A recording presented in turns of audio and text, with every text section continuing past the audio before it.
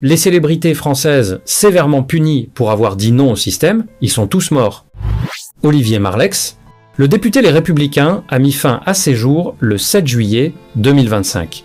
Un événement qui a profondément marqué l'Assemblée nationale. Ses proches et soutiens lient parfois son geste à la pression politique, notamment suite à la censure de ses propositions de loi sur la rétention de sûreté par le Conseil constitutionnel. Éric Dénessé, le fondateur du Centre français de recherche sur le renseignement, est décédé le 12 juin 2025. Bien que la thèse du suicide soit privilégiée par les enquêteurs après la découverte de son corps dans sa voiture en Haute-Savoie, ses proches ont initialement exprimé des doutes évoquant ses critiques envers certaines politiques internationales. Isabelle Ferreira, militante proche des Gilets jaunes, elle était suivie par une communauté pour ses recherches personnelles sur le couple présidentiel. Retrouvée noyée le 6 mars 2022 près du barrage de la Rance, à proximité de Saint-Malo. La police a privilégié le suicide. Elle a été retrouvée avec un billet de train pour Paris et 3 tubes vides de somnifères ont été découverts dans sa chambre d'hôtel.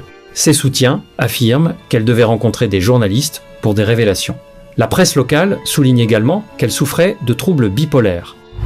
Dr Stéphane Gaillet, médecin infectiologue strasbourgeois et figure critique durant la crise sanitaire, il est décédé en février 2025. Radié de l'Ordre des médecins en 2022 pour ses protocoles de soins, son décès est présenté par ses soutiens comme l'épuisement d'un résistant face au système.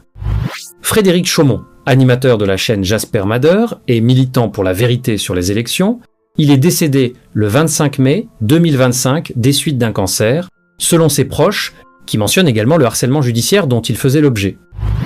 Christophe Chalancon, figure des Gilets jaunes, il a multiplié les condamnations pour incitation à l'insurrection et menaces. Son décès a été annoncé en décembre 2024.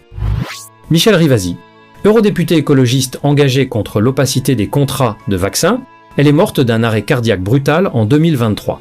Sa disparition a alimenté de nombreuses théories en raison de son combat contre la Commission européenne. Général Georges Lain, décédé en 2023 dans un accident de randonnée. Les rumeurs de vérité sont ici marginales, son rôle étant lié à la reconstruction de Notre-Dame.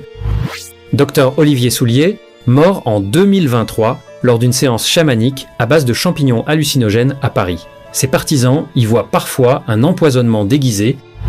Professeur Luc Montagnier, prix Nobel, ses prises de position anti-vax à la fin de sa vie l'ont isolé du monde scientifique, transformant sa mort naturelle à 89 ans en symbole pour ses défenseurs. Stéphane Blais, pianiste et polémiste, mort en 2022 d'une chute d'un balcon à Genève. La thèse du suicide est contestée par ceux qui croient à un assassinat politique. Général Delawarde, ancien officier de renseignement, il est régulièrement cité pour ses analyses géopolitiques pro-russes et ses critiques des médias. Il a déjà subi des sanctions disciplinaires militaires par le passé pour ses écrits.